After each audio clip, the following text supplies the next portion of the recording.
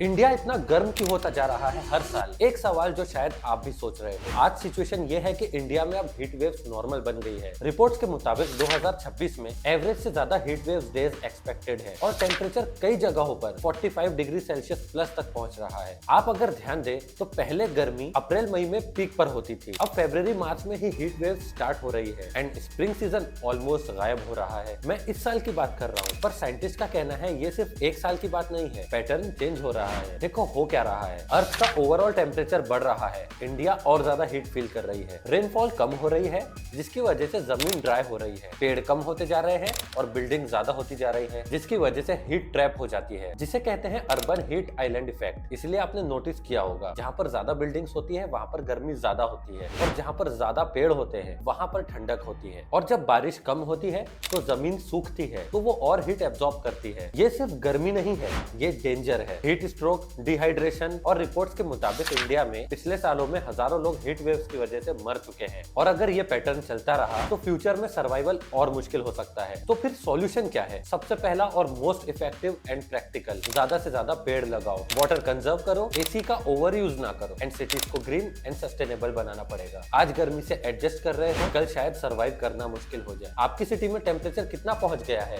Comments में बताओ।